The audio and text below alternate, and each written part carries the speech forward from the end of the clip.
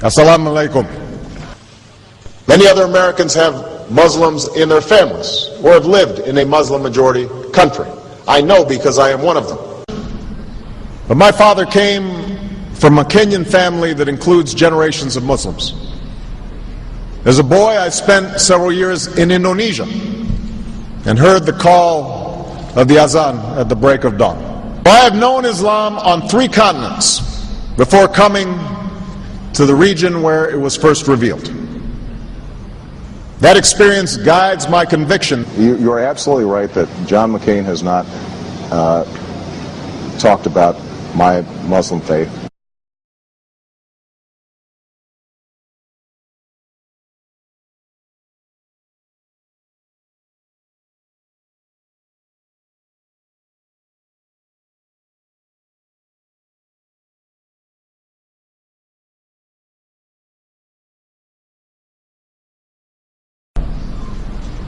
As the Holy Quran tells us, the Holy Quran teaches that, the Holy Quran tells us, and the Holy Quran also says,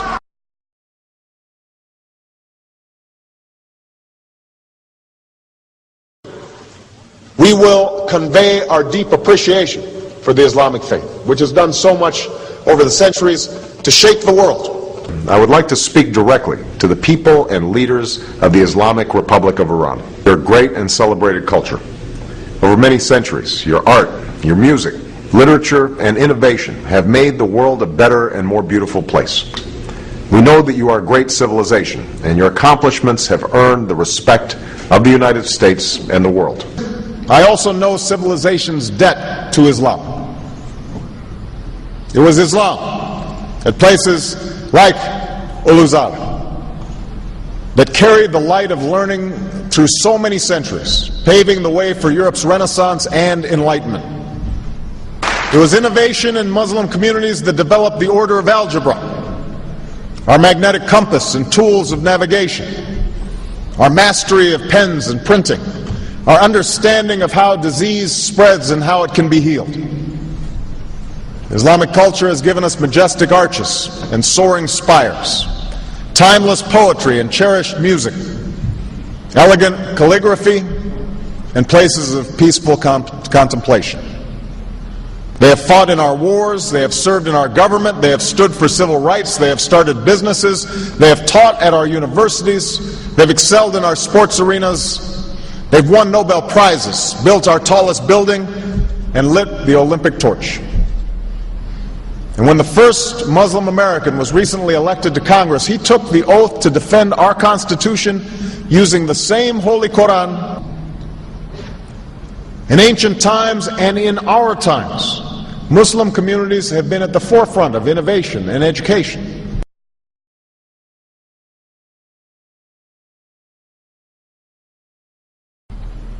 Islam is not part of the problem in combating violent extremism. It is an important part of promoting peace.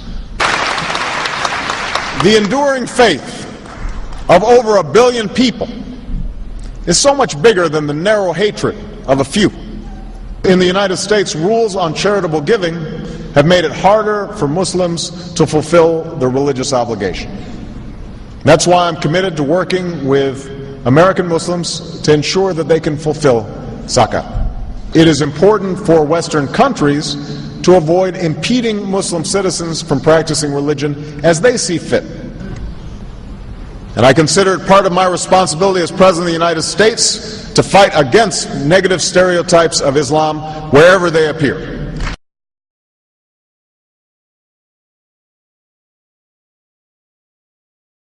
We are no longer a Christian nation.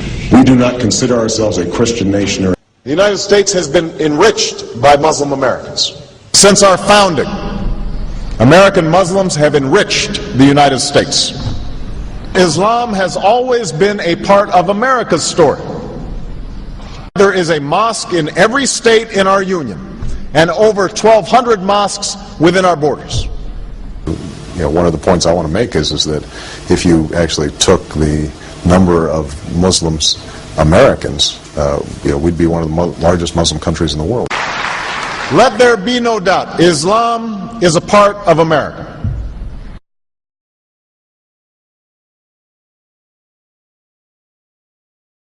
He did bow to the Muslim king, while he did not do it to the British Queen of England. And by bowing, he showed the world that I am subservient. I do bow down to you as a Muslim king, something no other president has done with Saudi Arabia. The Saudi king is his peer. He is not his subordinate in order to bow for him. And this is exactly what Obama did. Usually it is out of respect that someone would nod his head when bowing to royalty, and the ladies will give curtsy. But Obama went beyond what is required as a head of state and bowed to the Saudi king, and that's unacceptable. It sent the wrong symbol. When you say it sends the wrong signal, what signal do you think it sends? It sent a message that Islam is superior to any other master or king or president in the world, that an American president bowed to a Muslim king. It also sent a message that terrorism and jihadism is giving Islam the respect it should have on the world stage, to the point that it made an American president, for the first time in history, bow to a Muslim king.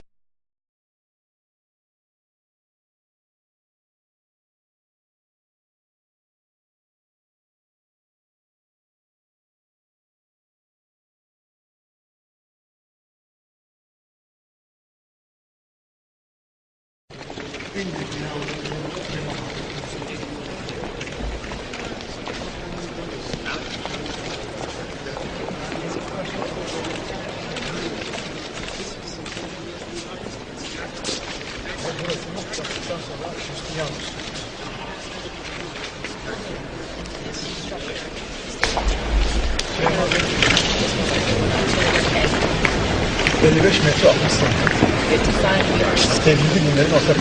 this is a common thought shared by all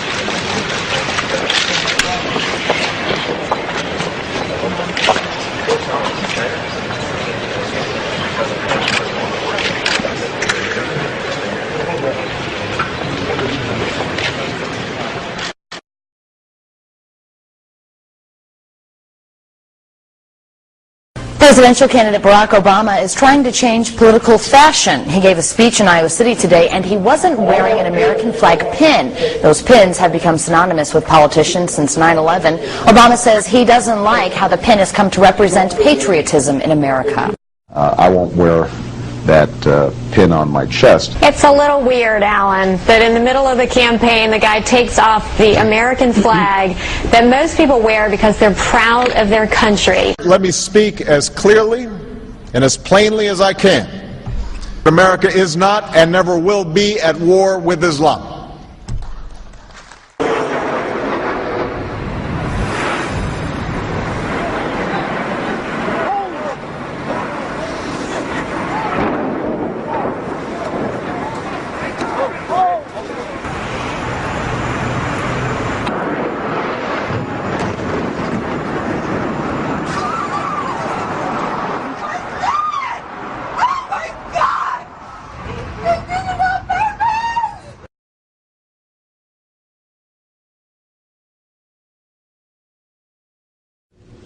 Thank you.